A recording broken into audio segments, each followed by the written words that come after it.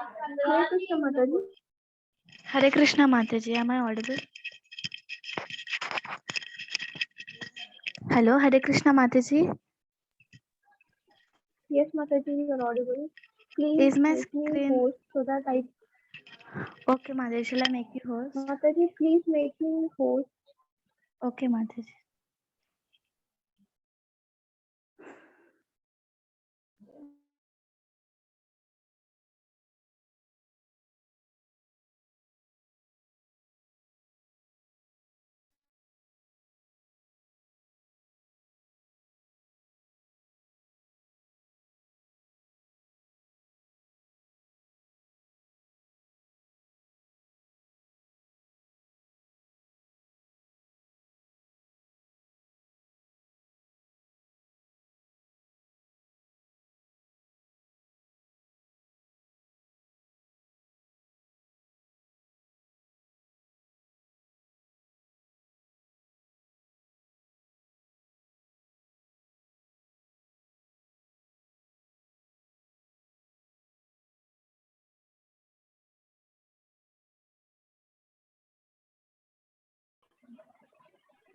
Hare Krishna Mataji, please start. Hare Krishna Mataji.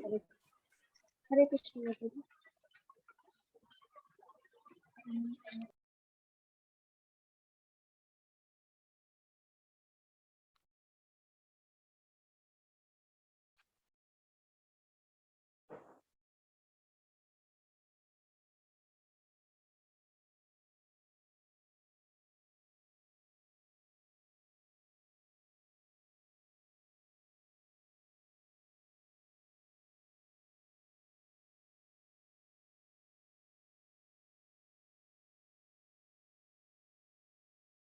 माताजी screen कौन share कर रहा है? वैष्णव Mataji शेयर कर रही हूँ Mataji. Okay okay.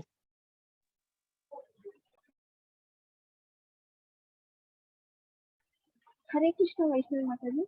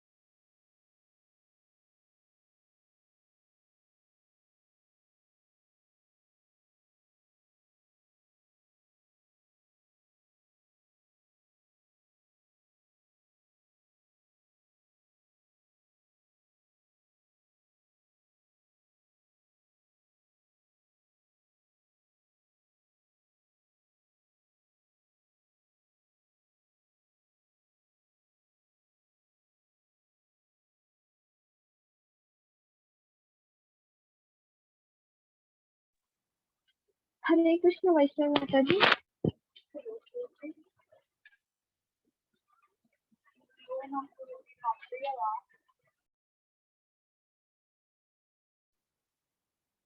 हरे कृष्ण वैष्णवी माता जी, आप स्क्रीन शेयर कर रही हैं या फिर मैं करूं?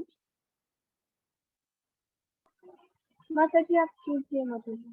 शायद वैष्णव Mataji नहीं करते हैं. जी Mataji.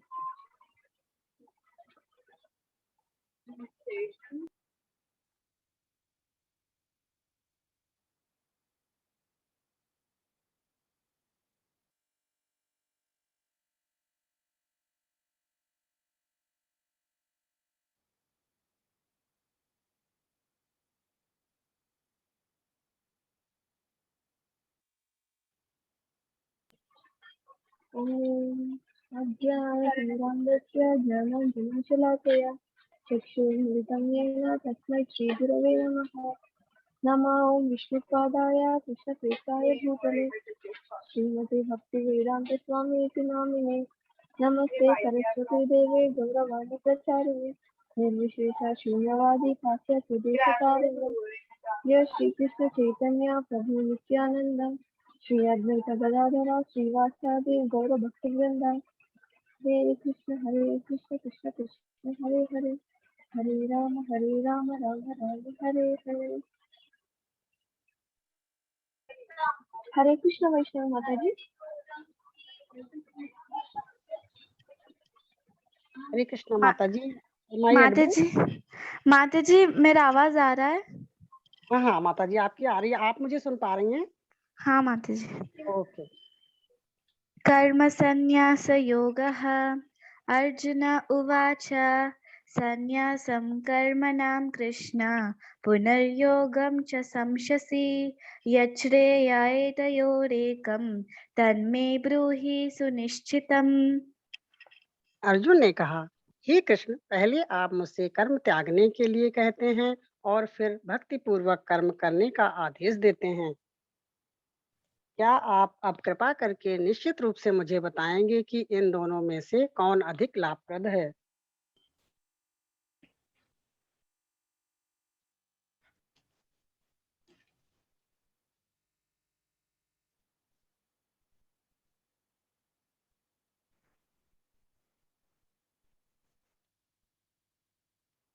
हरे कृष्ण माता जी।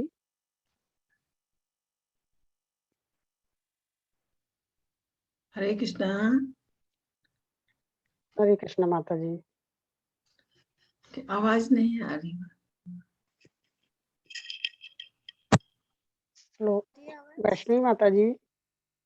यस माता जी। आवाज नहीं आ रही। अभी भी नहीं आ रही है माता जी आ रही है आवाज? माता जी, अब आ रही है। हाँ, बोले। श्री भगवानुवाच संन्यास कर्मयोगश्च निःश्रेयसकरावुभौ तयोस्तु कर्म संन्यासात् कर्मो योगो विशिष्यते। श्री भगवान ने उत्तर दिया, मुक्ति में लिए तो कर्म का परित्याग तथा भक्तिमय दोनों ही उत्तम हैं। कर्मयोग कर्म, किंतु इन दोनों में से कर्म के परित्याग से भक्ति युक्त कर्म श्रेष्ठ है।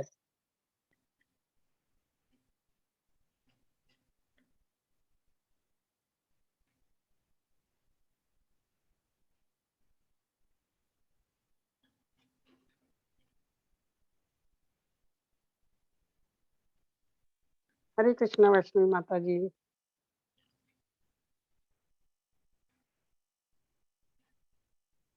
हरे कृष्णा। फिर आवाज रुक गई है उनकी।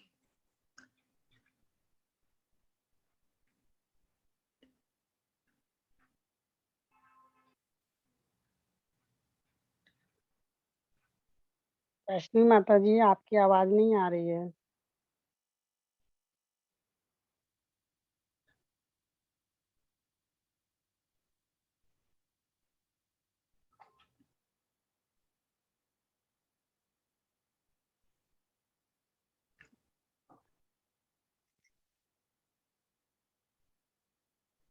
माता जी, तब तक मैं शुरू करूं क्या? जी प्रभु जी। जी कीजिए। ज्ञेया स नित्य सन्यासी यो न द्रवेष्टि न कांक्षति निर्द्वंदो हि महाबाहो सुखम बंधात प्रमुच्यते। जो पुरुष ना तो कर्म फलों से घृणा करता है और ना कर्म फल की इच्छा करता है, वह नित्य सन्यासी जाना जाता है। हे महाबाहु अर्जुन, ऐसा मनुष्य समस्त द्वंद्वों से रहित होकर भव बंधन को पार कर पूर्णतया मुक्त हो जाता है। सांख्य योगो पृथक बाला प्रवदन्ति न पंडितः एकम अप्यास्थिता सम्यगुभयोर विन्दते फलम्। अज्ञानी ही भक्ति अर्थात कर्मयोग को भौतिक जगत के विश्लेषणात्मक अध्ययन सांख्य से भिन्न कहते हैं। जो वस्तुतः ज्ञानी हैं, वे कहते हैं कि जो इनमें से किसी एक मार्ग का भली भांति अनुसरण करता है, वह दोनों के फल प्राप्त कर लेता है। यत् सांख्ये प्राप्यते स्थानं तद्योगैरपि गम्यते। एकं सांख्यं च योगं च यः पश्यति स पश्यति। जो यह जानता है कि विश्लेषणात्मक अध्ययन सांख्य द्वारा प्राप्त स्थान भक्ति द्वारा भी प्राप्त किया जा सकता है, और इस तरह जो सांख्य योग तथा भक्ति योग को एक समान देखता है, वही वस्तुओं को यथारूप देखता है। संन्यासस्तु महाबाहो। हरे कृष्ण माता जी, अब हाँ, मेरी हरे हरे आवाज कृष्ण माता जी। माता जी। संन्यासस्तु महाबाहो दुःखम् आप्तुम् अयोगतः योगयुक्तो मुनिर्ब्रह्मा नाचिरेणाधिगच्छति। भक्ति में लगे बिना केवल समस्त कर्मों का परित्याग करने से कोई सुखी नहीं बनता, परंतु भक्ति में लगा हुआ विचारवान व्यक्ति शीघ्र ही परमेश्वर को प्राप्त कर लेता है। योगयुक्तो विशुद्धात्मा विजितात्मा जितेन्द्रियः सर्वभूतात्मा भूतात्मा कुर्वन्नपि न लिप्यते।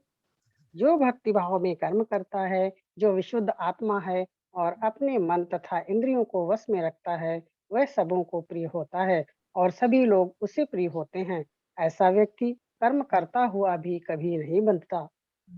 नैव किंचित् करोमीति युक्तो मन्येत तत्त्ववित् पश्यन् शृण्वन् स्पृशन् जिघ्रन् अश्नन् गच्छन् स्वपन् स्वशन् प्रलपन् विसृजन् गृह्णन् उन्मिषन् निमिषन् अपि इन्द्रियाणीन्द्रियार्थेषु वर्तन्ति इति धारयन्।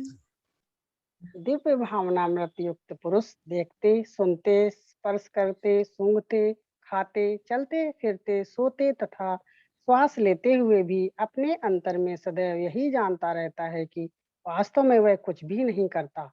बोलते, त्यागते, ग्रहण करते या आंखें खोलते बंद करते अपने हुए भी वह यह जानता रहता है कि भौतिक इंद्रियां अपने विषयों में प्रवृत्त हैं और वह इन सबसे पृथक है।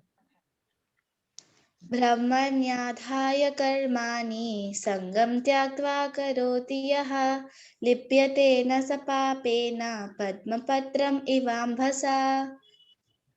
जो व्यक्ति कर्म फलों को परमेश्वर को समर्पित करके आसक्ति रहित होकर अपना कर्म करता है, वह पाप कर्मों से उसी प्रकार अप्रभावित रहता है जिस प्रकार कमल पत्र जल से अस्पृश्य रहता है। कायेन मनसा बुद्ध्या केवलैरिन्द्रियैरपि योगिना कर्म कुर्वन्ति संगं त्यक्त्वात्मशुद्धये। योगी जन आसक्ति रहित होकर शरीर, मन, बुद्धि तथा इंद्रियों के द्वारा भी केवल शुद्धि के लिए कर्म करते हैं। युक्तकर्मा फलं त्यक्त्वा शान्तिमाप्नोति नैष्ठिकीम् अयुक्ता कामकारेण फले सक्तो निबध्यते। निश्चल भक्त शुद्ध शांति प्राप्त करता है, क्योंकि वह समस्त कर्म फल मुझे अर्पित कर देता है। किंतु जो व्यक्ति भगवान से युक्त नहीं है और जो अपने श्रम का फलकामी है, वह बंध जाता है। सर्वकर्माणि मनसा संन्यास्यस्ते सुखं वशिः नवद्वारे पुरे देहि नैव कुर्वन्न कारयन्। जब देहधारी जीवात्मा अपनी प्रकृति को वश में कर लेता है और मन से समस्त कर्मों का परित्याग कर देता है, तब वह 9 द्वारों वाले नगर में बिना कुछ किए कराए सुखपूर्वक अर्थात भौतिक शरीर में रहता है। न कर्तृत्वं न कर्माणि लोकस्य सृजति प्रभुः न कर्मा फलसंयोगं स्वभावस्तु प्रवर्तते। शरीर रूपी नगर का स्वामी देहधारी जीवात्मा ना तो कर्म का सृजन करता है, ना लोगों को कर्म करने के लिए प्रेरित करता है, ना ही कर्म फल की रचना करता है। यह सब तो प्रकृति के गुणों द्वारा ही किया जाता है। नादत्ते कस्यचित् पापं न चैव सुकृतं विभुः अज्ञानेनावृतं ज्ञानं तेन मुह्यन्ति जन्तवः। परमेश्वर ना तो किसी के पापों को ग्रहण करता है, ना पुण्यों को। किंतु सारे देहधारी जीव उस अज्ञान के कारण मोहग्रस्त रहते हैं, जो उनके वास्तविक ज्ञान को आच्छादित किए रहता है। ज्ञानेन तु तदज्ञानं येषां नाशितमात्मनः तेषामादित्यवज्ञानं प्रकाशयति तत्परम्। किंतु जब कोई उस ज्ञान से प्रबुद्ध होता है जिससे अविद्या का विनाश होता है, तो उसके ज्ञान से सब कुछ उसी तरह प्रकट हो जाता है जैसे दिन में सूर्य से सारी वस्तुएं प्रकाशित हो जाती हैं। तद्बुद्धयस्तदात्मानस्तन्निष्ठास्तत्परायणः गच्छन्त्य पुनरावृत्तिं ज्ञाननिर्धूतकल्मषः। जब मन, बुद्धि, श्रद्धा तथा शरण सब कुछ भगवान में स्थिर हो जाते हैं, तभी वह पूर्ण ज्ञान द्वारा समस्त कल्मश से शुद्ध होता है और मुक्ति के पथ पर अग्रसर होता है। विद्या विनय संपन्ने ब्राह्मणे गविहस्तिनि शुनि चैवाश्वपाके च पंडिता समदर्शिनः।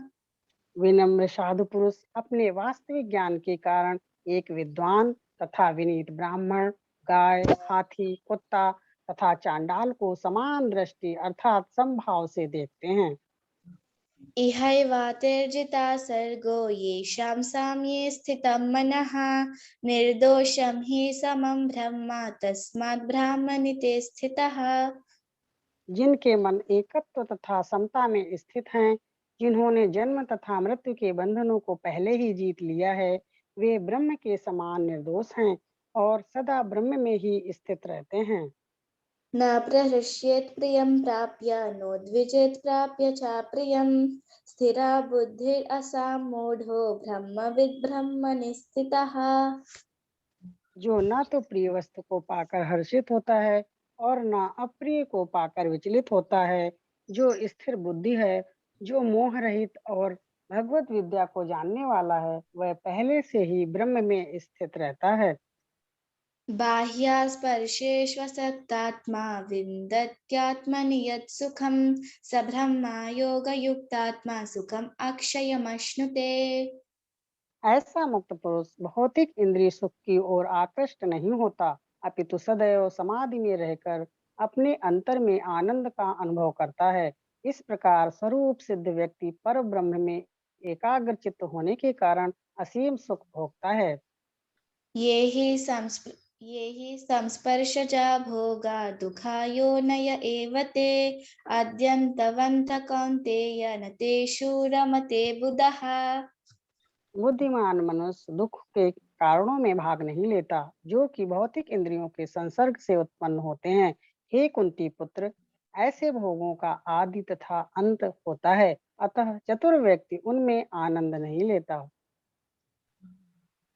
शक्नोति हैव या सोढुं प्राक्शरीराविमोक्षणात् कामक्रोधाद्भवं वेगं स युक्ता सा सुखी नरः। यदि इस शरीर को त्यागने के पूर्व कोई मनुष्य इंद्रियों के वेगों को सहन करने तथा इच्छा एवं क्रोध के वेग को रोकने में समर्थ होता है, तो वह इस संसार में सुखी रह सकता है।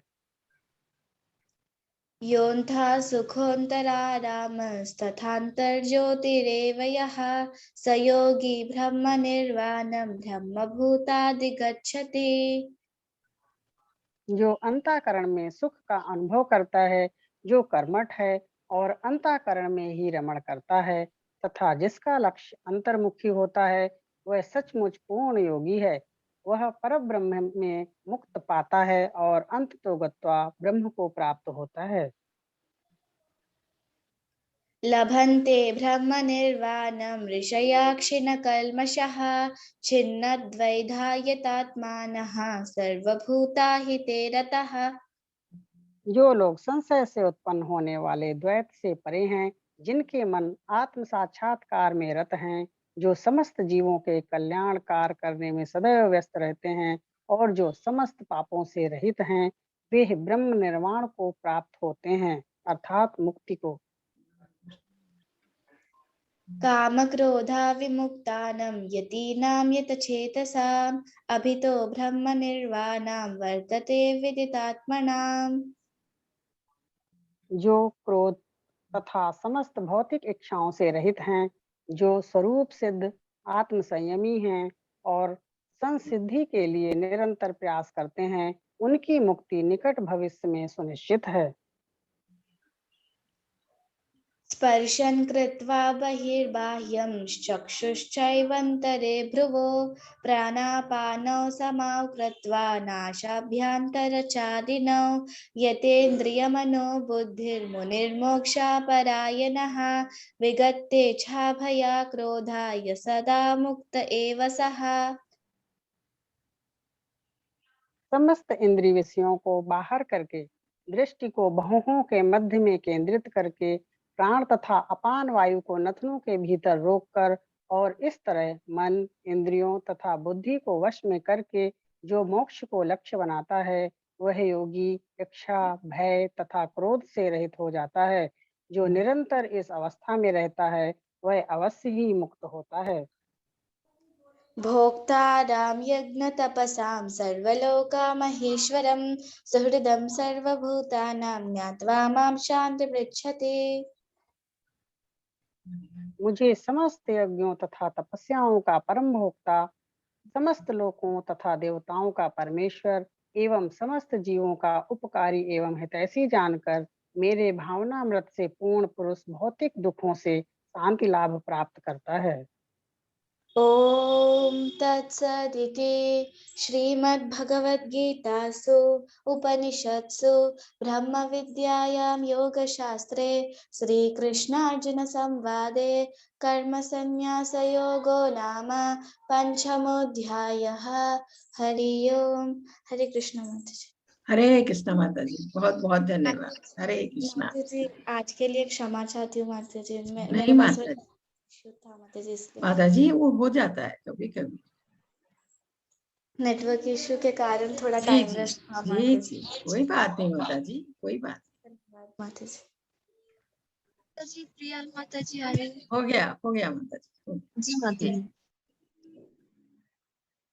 हरे कृष्णा माता जी। हरे कृष्णा माता जी, हरे कृष्णा, हरे कृष्णा जी।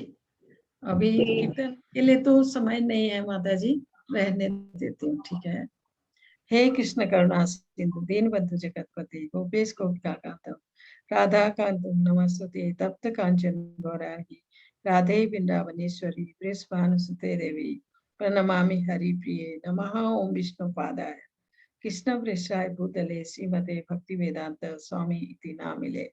नमस्ते सरस्वती देवी गौरवाणी प्रचारिणी निर्विशेषा शून्यवादी पाश्चात्य सुतारणे। जय हो श्री कृष्ण चैतन्य प्रभु नित्यानंद श्री अद्वैत गदाधर शिवासादि गौर भक्तवृंद। हरे कृष्ण कृष्ण कृष्ण हरे हरे, हरे राम राम राम हरे हरे। हरे कृष्णा माता जी, हरे कृष्णा जी। हरे कृष्णा माता जी। माता जी अब तो 2 मिनट बाकी है जी जी माता माता जी। जी 2-3 लोग बहुत देर से हाथ खड़े किए हैं। जी माता जी। जी पूछ हरे लेते कृष्णा हैं। अरुण प्रभु जी। जी हरे हरे कृष्णा अरुण प्रभु जी, अपने आप को अनम्यूट करके प्रश्न पूछिए। हरे कृष्णा। फिर से म्यूट हो गया प्रभु जी। हरे कृष्णा अरुण प्रभु जी।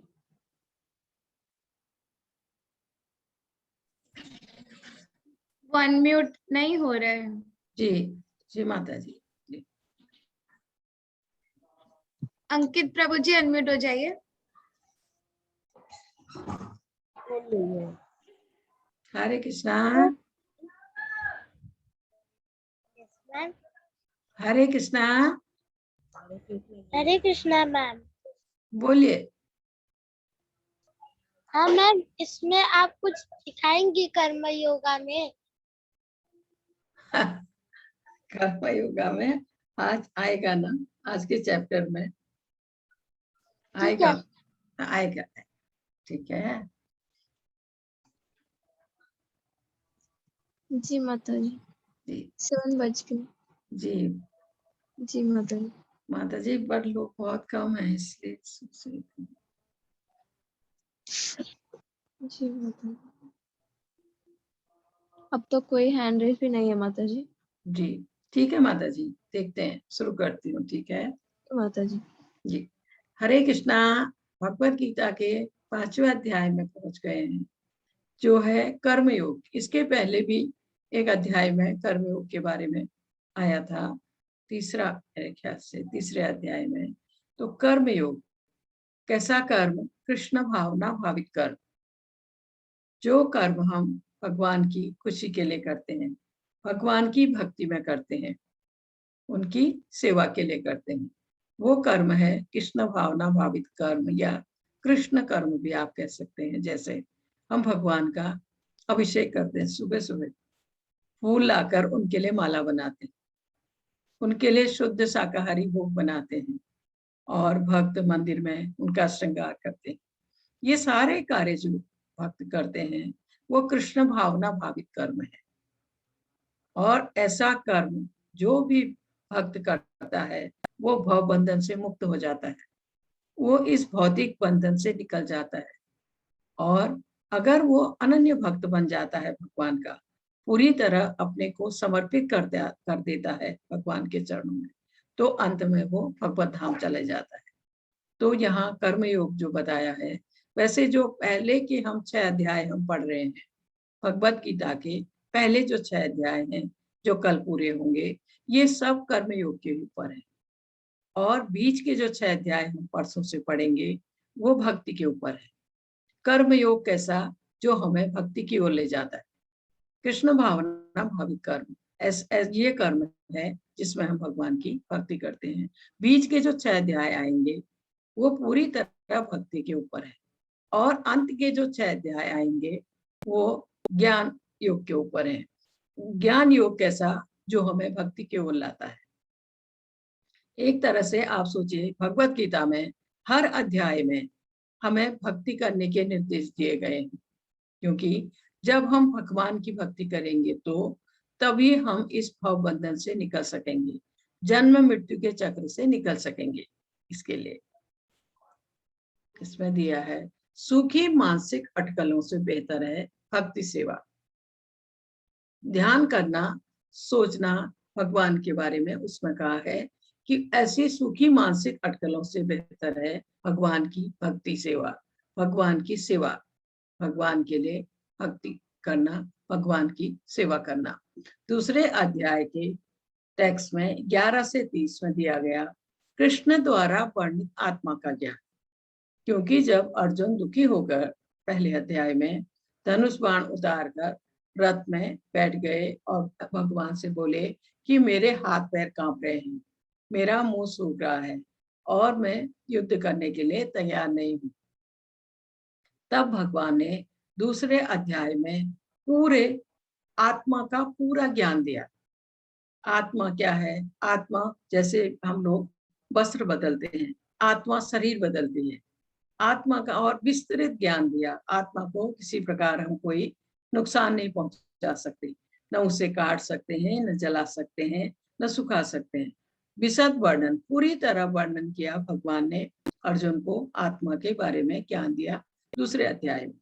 और फिर दिया है 31 से 37वें उसमें टेक्स्ट में निर्धारित कर्तव्य समझाया गया।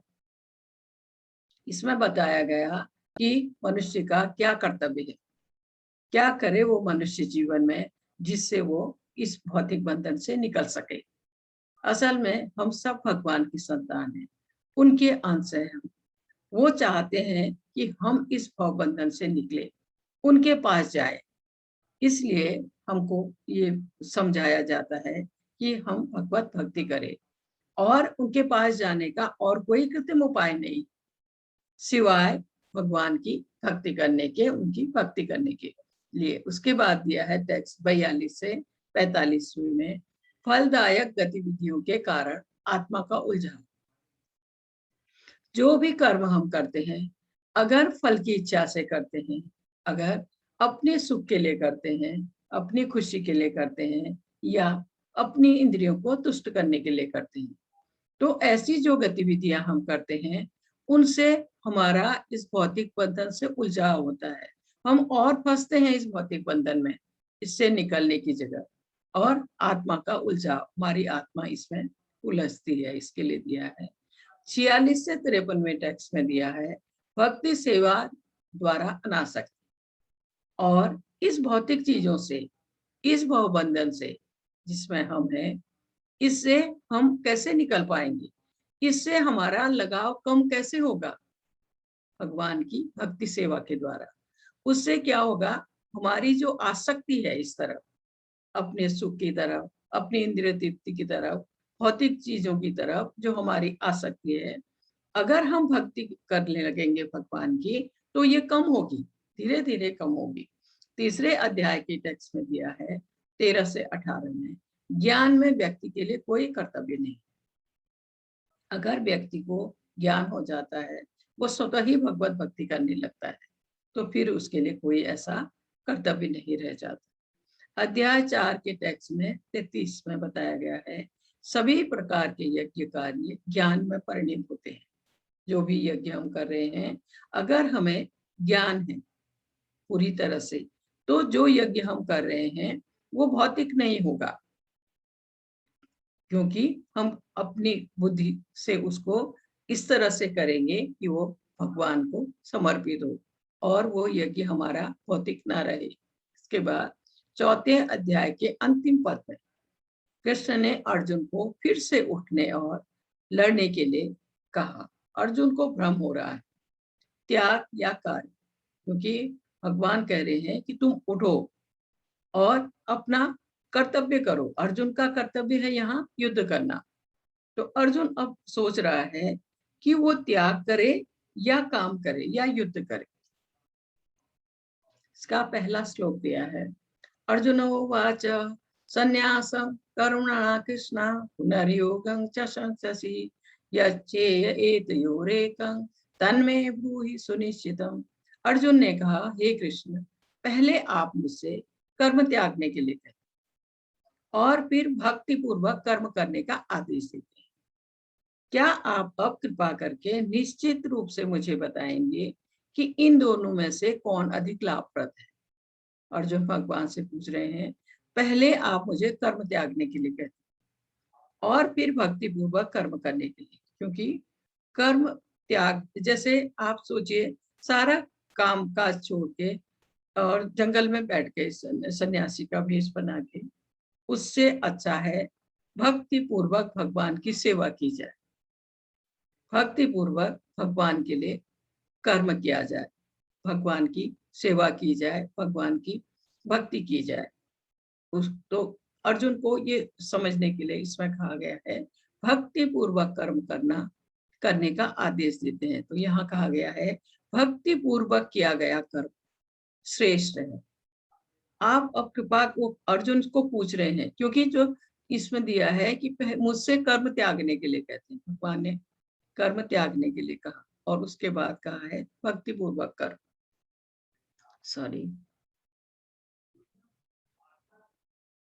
तो इसके लिए बताया है कि दिव्य स्वरूपा भक्ति, दिव्य स्वरूपा भक्ति हमें इस बंधन से निकालती है, भौतिक बंधन में या ये 3 गुणों के फेर में, सतोगुण, रजोगुण, तमोगुण, इसके चक्र में जो हम हैं, दिव्य स्वरूपा भक्ति हमें इससे निकालती है। इसलिए यही चीज अर्जुन को यहाँ भगवान समझा रहे हैं। और ये भक्ति का पथ सरल है, एकदम सरल है, क्योंकि अगर आप ध्यान के द्वारा, योग के द्वारा इस पद पर आगे बढ़ना चाहते हैं तो वो कठिन है, उसमें शरीर को कष्ट देना है। लेकिन ये भगवान की भक्ति, साकार रूप में भगवान की भक्ति करना, ये पथ सरल है और दिव्य स्वरूपा भक्ति हमें बंधन से निकालती है। जैसे इसमें भगवान इसमें बता रहे हैं कि कर्म बंधन से मुक्त, इसमें कहा है मुक्त करती है, दिव्य स्वरूपा भक्ति हमें कर्म बंधन से मुक्त करती है। इसमें कहा है एक ही साथ भक्ति में कर्म अथवा ज्ञान युक्त अकर्म की महत्ता पर बल देते हुए कृष्ण ने अर्जुन के संकल्प को भ्रमित कर दिया है। अर्जुन सोच रहा है कि ज्ञानमय संन्यास को सभी प्रकार के कार्यों से मुक्त होना चाहिए। अर्जुन यह नहीं समझ पाया कि ज्ञान के साथ किया गया कर्म बंधनकारी नहीं है। अगर ज्ञान के साथ हम कर्म करते हैं, क्योंकि बुद्धि के साथ आप सोचिए हम कर्म करते हैं तो वो हमें बंधन में नहीं बांधता है बल्कि बंधन से निकालते हैं। फिर भगवान इसका भी उत्तर दे रहे हैं। श्री भगवानो वाच संन्यास कर्म योगस्य निःश्रेयसकराब्धौ तयोस्तु कर्म संन्यासात् कर्म योगो विशिष्यते। श्री भगवान ने उत्तर दिया, मुक्ति के लिए तो कर्म का परित्याग तथा भक्तिमय कर्म कर्मयोग दोनों ही उत्तम है। यहाँ भगवान कह रहे हैं मुक्ति के लिए तो दोनों ही कर्म का परित्याग और भक्तिमय कर्म दोनों ही उत्तम है, किंतु इन दोनों में से कर्म के परित्याग से भक्ति युक्त कर्म श्रेष्ठ है। हम कार्य को छोड़ के ध्यान में बैठ जाएं, उससे अच्छा है हम भक्ति युक्त कर्म करें, भगवान की भक्ति करें, उनकी आराधना करें, भगवान के लिए कर्म करें, उनकी सेवा करें, वो कार्य श्रेष्ठ है। यहाँ भगवान जब अर्जुन ने पूछा तो भगवान बता रहे हैं भक्ति युक्त कर्म श्रेष्ठ है, भगवान की भक्ति करना श्रेष्ठ है, उनकी आराधना करना श्रेष्ठ है, और चुपचाप जंगल में बैठ के ध्यान करने की जगह भगवान की भक्ति करना श्रेष्ठ है। यहाँ यही इस तरह से भगवान ने इसको बताया है। और इस भौतिक जगत में व्यक्ति इंद्रिय तृप्ति में लगे रहते, जब तक वो इस अपने इंद्रियों को तुष्ट करने में लगे रहेंगे तब तक वो यही शरीर बदलेंगे, इसी भौतिक जगत में रह जाएंगे, कभी मनुष्य का, कभी पशु का, कभी पक्षी का, वो शरीर बदलते रहेंगे जब तक वो अपनी इंद्रियों को तुष्ट करने में लगे रहेंगे या अपनी इच्छाओं को पूरी करने में लगे रहेंगे। इसलिए कहा है भक्ति ही एक ऐसा मार्ग है जो हमें इन सब से निकाल लेगा, इस भौतिक बंधन से निकाल लेगा, जन्म मृत्यु के चक्र से निकाल लेगा। एक ही भक्ति, भगवत भक्ति का मार्ग ऐसा है जो जिसमें आप व्यक्ति आगे बढ़कर फिर इस भौतिक जगत में नहीं आएगा, फिर इस भौतिक बंधन में नहीं आएगा। ये चीज यहाँ अच्छी तरह से इसको समझाया गया इसमें कहा। इसके बाद यहाँ एक स्टोरी छोटी सी डाली गई है। फलदायक गतिविधियों के कारण इनका पतन हुआ राजा नृग का। राजा नृग है, ये जो लाल कपड़ों में आप देख रहे हैं हाथ जोड़े खड़े हैं, ये राजा नृग। तो इनका राजा नृग भयंकर गतिविधियों, बलिदानों और दान करने के शौकीन, वो बहुत दान करते थे, बहुत बड़े दानी थे, और साथ ही उन बलिदानों का उसका फल भी चाहते थे। फलदायक गतिविधियां ऊपर लिखा है, फलदायक गतिविधियां उसके लिए। और एक गलती हुई उनसे, 2 ब्राह्मणों को असंतुष्ट करने की। वो हजारों की संख्या में गायों को दान करते थे, वो भी शुद्ध ब्राह्मणों। और जब वो एक गलती के कारण बहुत लंबे समय के लिए छिपकली बनने का पापपूर्ण परिणाम प्राप्त हुआ। वो हजारों गायों को एक साथ दान करते थे।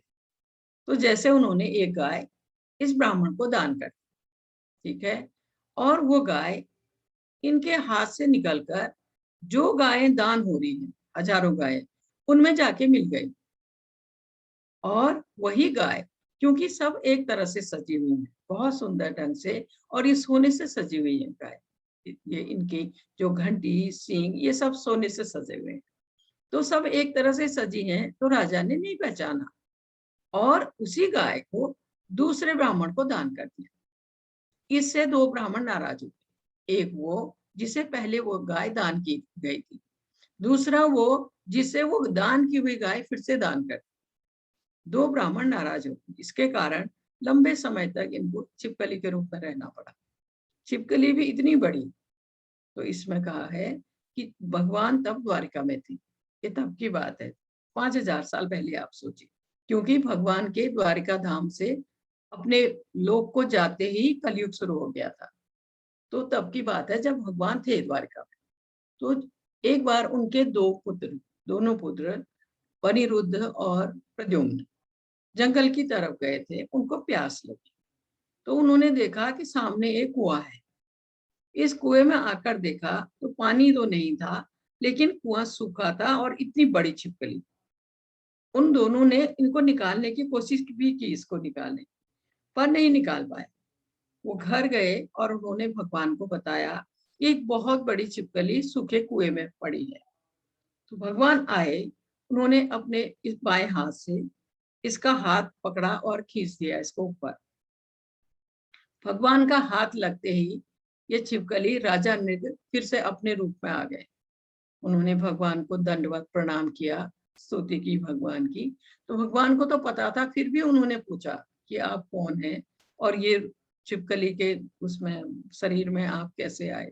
भगवान ने पूछा तो राजा नृग का उद्धार हुआ, कृष्ण द्वारा मुक्ति। भगवान के छूने मात्र से राजा नृग को मुक्ति मिली।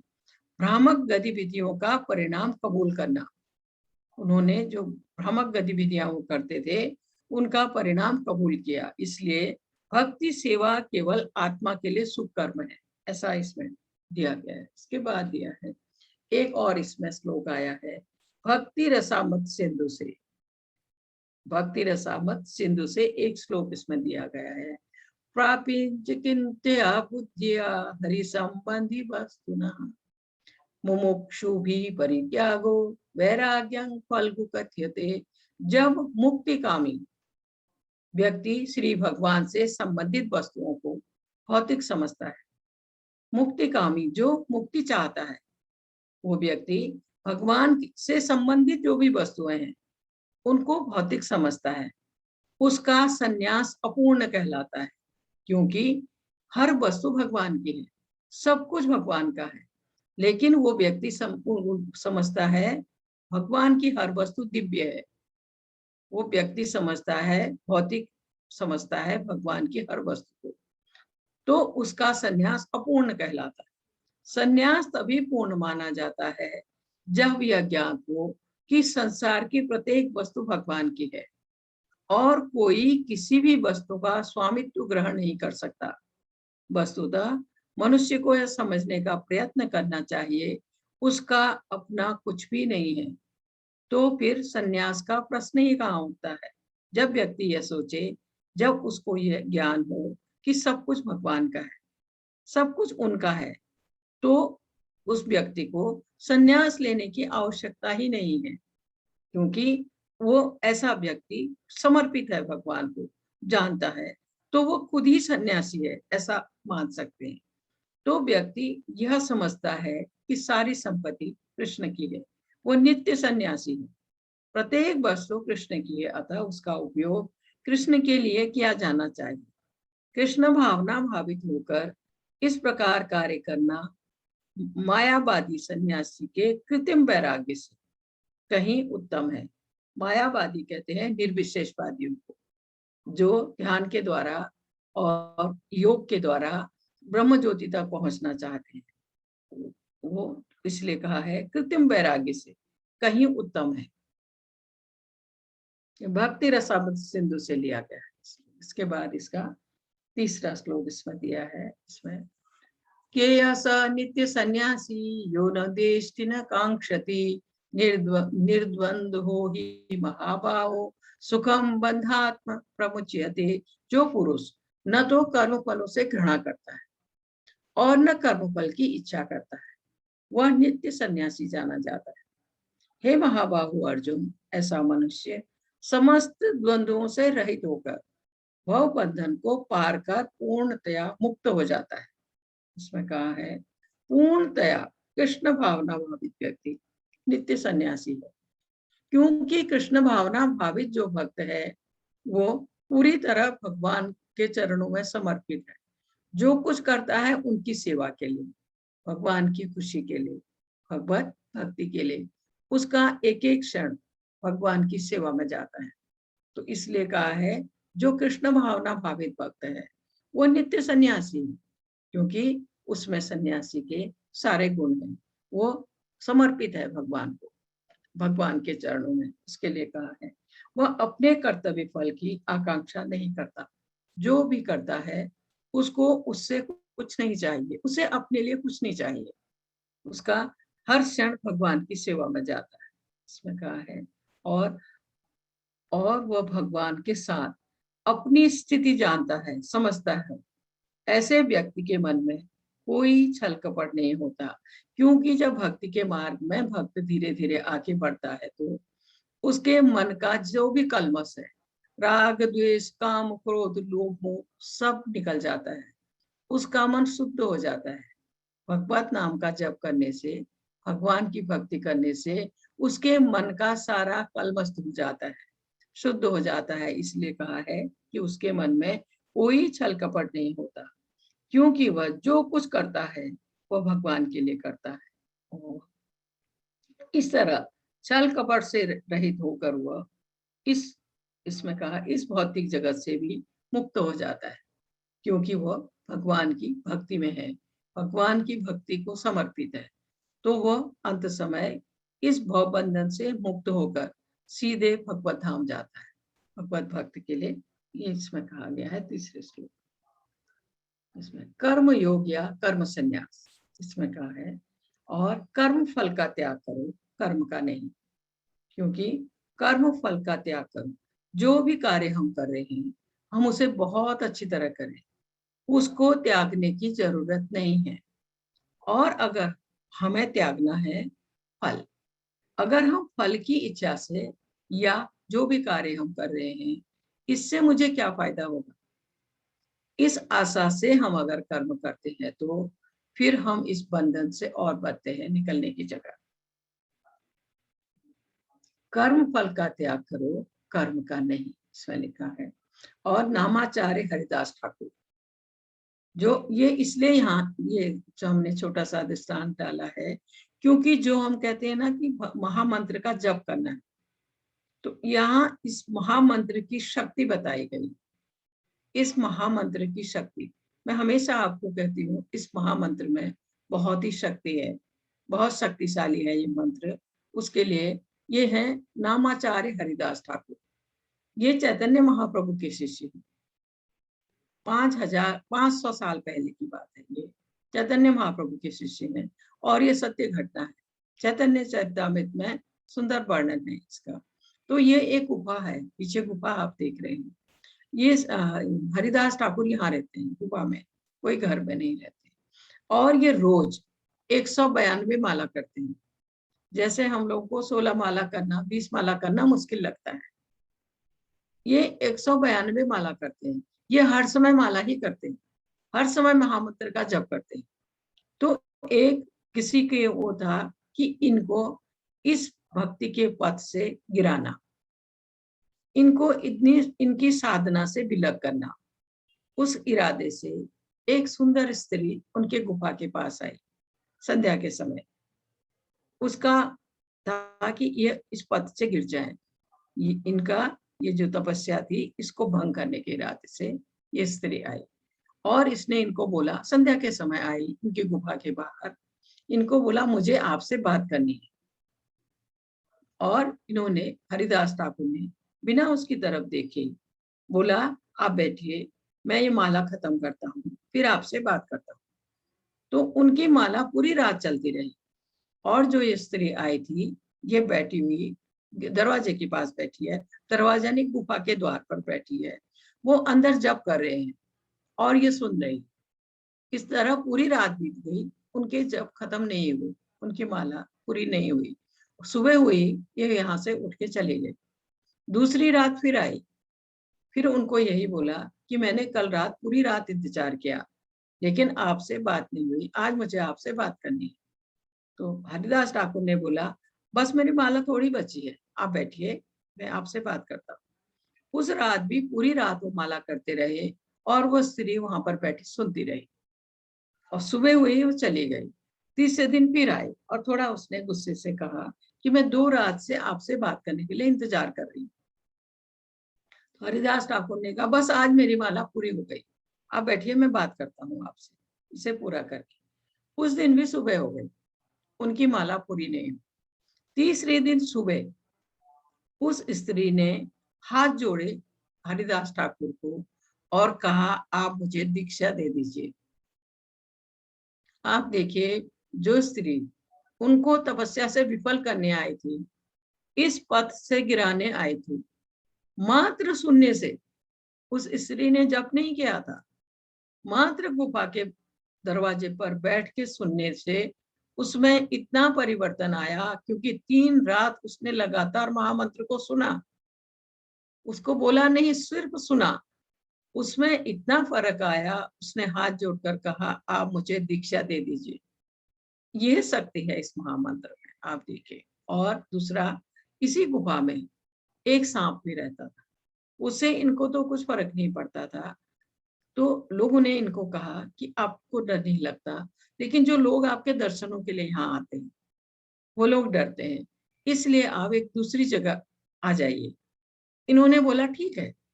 जैसे ही इनके मुंह से निकला ठीक है, वो सांप उस गुफा से बाहर चला गया, हरिदास ठाकुर की गुफा से बाहर चला गया। इसमें थोड़ा सा ये दिया गया। इसके बाद इसका 10वां श्लोक, ब्राह्मण्याधाय कर्माणि संगम त्यक्त्वा करोति यः लिप्यन्ते न स पापेन पद्मपत्र विवामसः।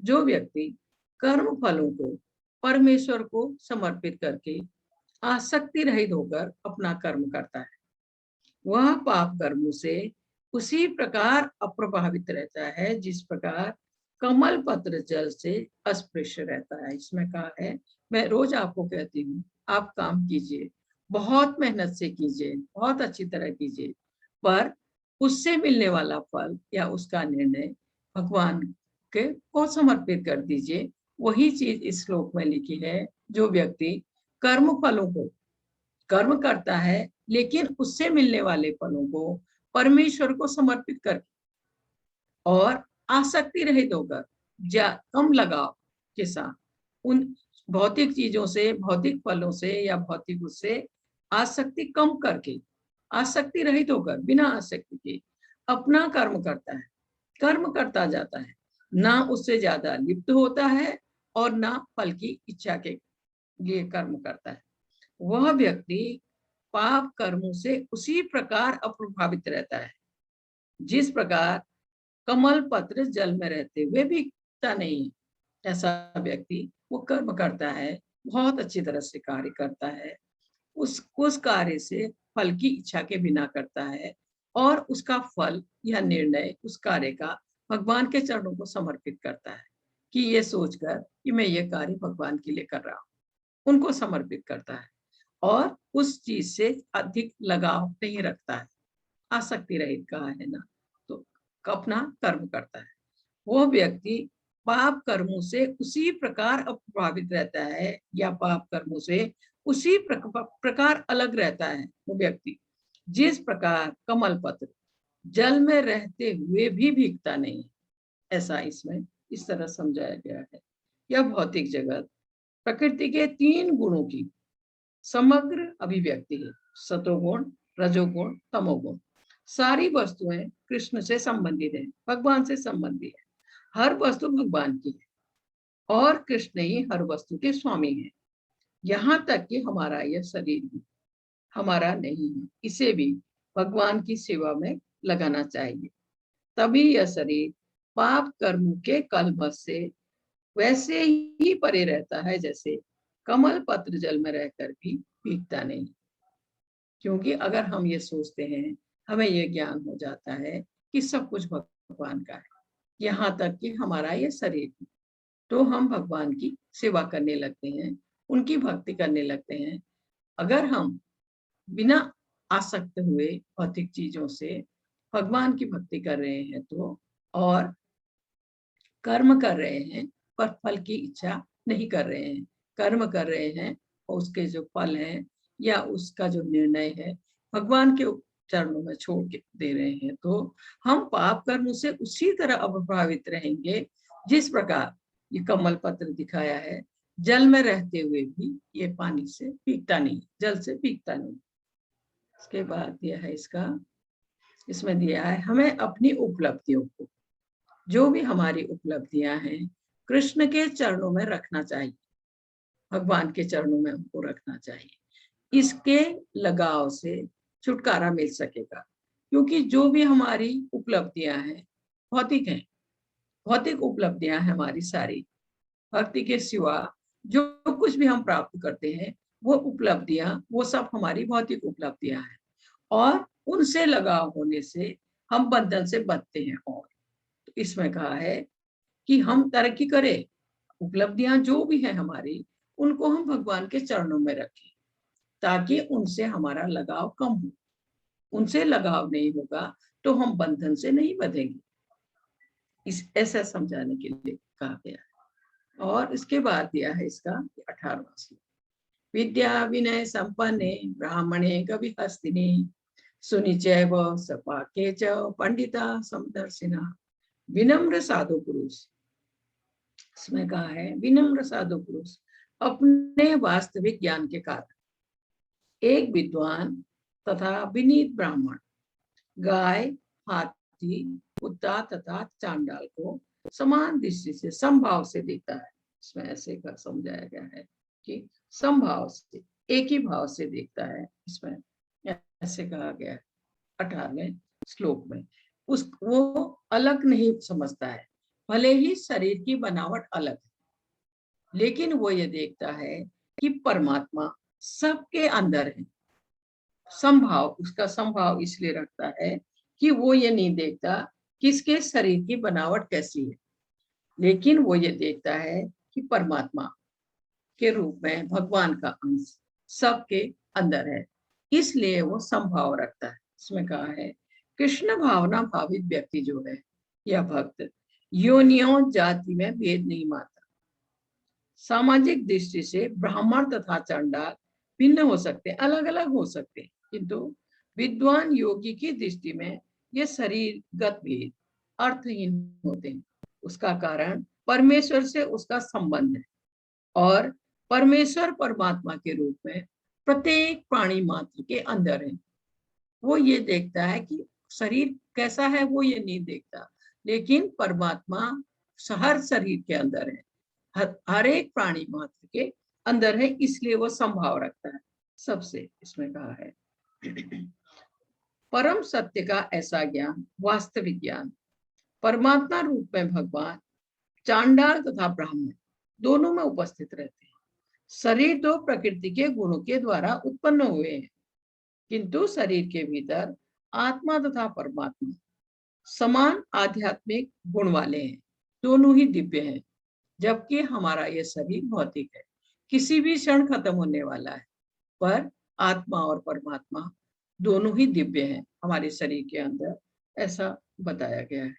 और दोनों ही चेतन इसमें बताया गया है और आनंदमय है, किंतु अंतर है उन दोनों में।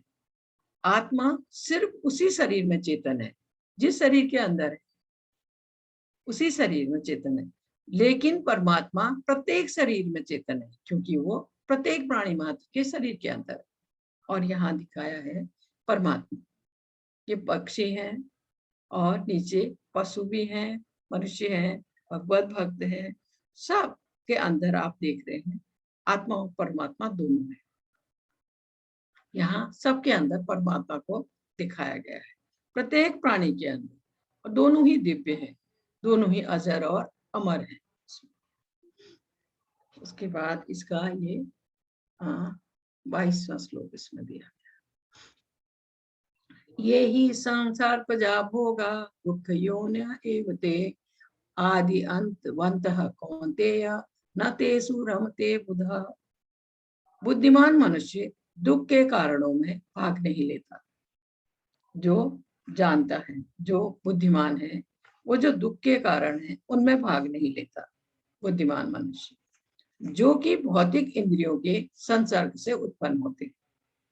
भौतिक सुख हम जो चाहते हैं, इंद्रिय सुख चाहते हैं, उससे दुख उत्पन्न होता है। उसके लिए कहा है हे कुंती पुत्र, ऐसे भोगों का आदि तथा अंत होता है, अतः चतुर व्यक्ति उनमें आनंद नहीं लेता। ऐसे इसमें समझाया गया है, जो चतुर है, जो ज्ञानी है, वो इसमें भाग नहीं लेता। योगी जन परम सत्य में रमन करते हैं, इसमें दिया हुआ है, करते हुए अंततः दिव्य सुख प्राप्त करते हैं योगी, क्योंकि वो भगवत भक्ति में है। वो इंद्रिय सुख की तरफ नहीं है, उन्होंने अपनी इंद्रियों को बस में कर लिया। योगी जनों की बात आई है, वो अपनी इंद्रियों को बस में कर चुके हैं, इस मनुष्य योनि में इंद्रिय सुख के लिए अधिक श्रम करना व्यर्थ है, क्योंकि यह सुख तो जानवरों को भी प्राप्त है। जब हमें दुर्लभ मनुष्य शरीर मिला है तो हमें भगवत भक्ति करनी चाहिए, ताकि हम इस भौतिक बंधन से निकल सके, जन्म मृत्यु के चक्र से निकल सके। लेकिन हम इसका उपयोग अगर पशुओं की तरह ही करते हैं, खाना, सोना और अपनी रक्षा, तो फिर इस दुर्लभ मनुष्य शरीर का हमने कैसे इस्तेमाल किया? आप एक तरह से सोचिए। इसमें कहा है तो ये कि और ऐसा जीवन तो सुकरों को भी प्राप्त है, इसकी उपेक्षा इस जीवन में तब करना चाहिए जिससे व्यक्ति का जीवन पवित्र हो और असीम दिव्य सुख प्राप्त कर सके। और अतः जो यथार्थ योगी या दिव्य ज्ञानी है, वे इंद्रिय सुख की ओर आकृष्ट नहीं होते, क्योंकि ये निरंतर भवरोग के कारण है। जितना हम इंद्रिय सुख की तरफ जाएंगे, उतना ही हम भवरोग में फंसेंगे या भौतिक बंधन में फंसेंगे। उसे उतने ही अधिक दुख मिलते हैं जो जितना अधिक इंद्रिय भोग की ओर जाता है। इसलिए यहाँ हमने उदाहरण देकर थोड़ा समझाने की कोशिश की है। इसमें 4 चीजें आपको दिखाई हैं। पहला है ये पतंगा। पतंगे को लाइट बहुत पसंद है, रोशनी बहुत पसंद है। ये अपनी इंद्रिय सुख के लिए उसकी ओर बढ़ता है, और जैसे जैसे नजदीक जाता है, गर्मी से ये मर के नीचे गिर जाते हैं। लेकिन तब भी जाते हैं। आपने बारिश के समय देखा होगा, बाहर जहां भी लाइट होती है वहां ये पतंगे लाइट के पास आते हैं और सुबह मर के नीचे गिरे हुए दिखते हैं हमको। तो वही ये अपनी इंद्रिय सुख के लिए अपनी जान दे देते, ये पतंगा है। उसके बाद बात आती है हिरण की। हिरण को म्यूजिक बहुत पसंद है। हिरण को म्यूजिक बहुत पसंद है। शिकारी जब आते हैं, उनको कहीं आहट होती है हिरण की, वो म्यूजिक बजाते हैं। म्यूजिक बजाते हैं तो हिरण म्यूजिक सुनने के लिए रुक जाता है। सुनने के लिए रुक जाता है तो शिकारी या तो उसको पकड़ लेते हैं या उसको मार देते हैं। वही मछली है। इसके कांटे में कुछ खाने का सामान फंसा देते हैं। यहाँ छोटी मछली है तो उसके कहने के लालच में वो फंस जाती है। इसी तरह भौरा है। यह फूलों से रस लेता है। भौरा, कुछ कुछ फूल ऐसे होते हैं, अगर उनके अंदर कोई चीज आती है तो वो बंद हो जाते हैं। तो यही भौरे के साथ भी होता है। ये इस फूल में जाता है रस लेने के लिए, लेकिन इसके जाते ही ये फूल बंद हो जाता है और ये गिरकर मरकर उसी में मर जाता है इसमें। और फिर दिया है इसमें हाथी के बारे में। हाथी को पकड़ना या हाथी का शिकार करना कठिन है, क्योंकि ये मारता है। बड़ा, एक तो बहुत बड़ा है, दूसरा ये अपने पैरों से भी कुचल देता है हाथी। इसको पकड़ने के लिए तो क्या करते हैं शिकारी लोग, बहुत बड़ा गड्ढा बनाते हैं, क्योंकि हाथी का शरीर बड़ा है। बड़ा गड्ढा बनाते हैं और इसके ऊपर पतली जाली जैसा कुछ बिछा देते हैं और उसके ऊपर पत्तियां डाल देते हैं, ताकि हाथी को दिखे ना कि हाँ गड्ढा है। और एक ओर हाथी को खड़ा करते हैं, दूसरी ओर हथनी को खड़ा कर देते हैं। जब हाथी हथनी की ओर भागता है तो ऐसे गड्ढे में समा जाता है। तो आप देखिए, अपनी इंद्रिय तृप्ति के चक्कर में ये सब अपनी जान गंवा देते हैं। ऐसा इसमें समझाया गया है इस श्लोक में। ये देखिए आप, धन संग्रह है, लालच है, लोभ है, लस्ट है, गुस्सा है, ये सब चीजें जो है ये हमें इस भौतिक बंधन की ओर खींचती हैं। और जितना हम इन चीजों के पीछे जाते हैं, उतना हमें दुख मिलता है। इस भव सागर में हम फंसते जाते हैं, ऐसा दिखाया। इसके बाद इसका 29वां श्लोक दिया है। भोक्तारं यज्ञ तपसां सर्वलोक महेश्वरं सुहृदं सर्वभूतानां ज्ञात्वा मां शांति पृच्छति। मुझे समस्त यज्ञों तथा तपस्याओं का परम भोक्ता, समस्त लोकों तथा देवताओं का परमेश्वर एवं समस्त जीवों का उपकारी एवं हितैषी जानकर मेरे भावना मुझसे पूर्ण पुरुष भौतिक दुखों से शांति लाभ करता है। भगवान कह रहे हैं समस्त यज्ञों का, तपस्याओं का परम भोक्ता, इसमें कहा है माया के वशीभूत सारे बुद्धिजीव इस संसार में शांति प्राप्त करने के लिए उत्सुक रहते हैं। शांति का सबसे बड़ा सूत्र यही है कि भगवान कृष्ण समस्त मानवीय कर्मों के भोक्ता हैं, या कि ऐसा हम सोचे तो भगवान दिव्य सेवा में, भगवान की दिव्य सेवा में अर्पित कर दे हम अपने इसको, अपने आप को, क्योंकि सब कुछ भगवान का है और यहाँ तक कि हमारा ये शरीर भी, वे ही समस्त लोगों तथा उसमें रहने वाले देवताओं तक के स्वामी भगवान, उनसे बड़ा कोई नहीं। माया के वशीभूत होकर सारे जीव सर्वत्र अपना प्रभुत्व जताना चाहते हैं, कहते हैं ना ये मेरा है, ये मैंने किया, ये सब अपना प्रभुत्व जताना चाहते हैं। लेकिन वास्तविकता तो यह है कि सर्वत्र भगवान की माया का प्रभुत्व है। भगवान प्रकृति के स्वामी हैं और बुद्धिजीव प्रकृति के कठोर अनुशासन के अंतर्गत, जैसे प्रकृति के गुण सतोगुण, रजोगुण, तमोगुण, हम उसके पैर में हैं, उसके अंडर में हैं। और ये जो तीनों गुण हैं ये माया शक्ति के अंडर में है और माया शक्ति भगवान के अंदर में है। तो ऐसे इसमें ऐसे समझ सकते हैं और हम उसके कठोर अनुशासन में। कृष्ण भावना का यही अर्थ है कि भगवान कृष्ण परमेश्वर है तथा देवताओं सहित सारे जीव उनके आश्रित। कृष्ण भावना में रहकर ही पूर्ण शांति प्राप्त की जा सकती है। इसका मतलब है हम भगवान की भक्ति करें तो ही हमें पूर्ण शांति प्राप्त हो सकती है।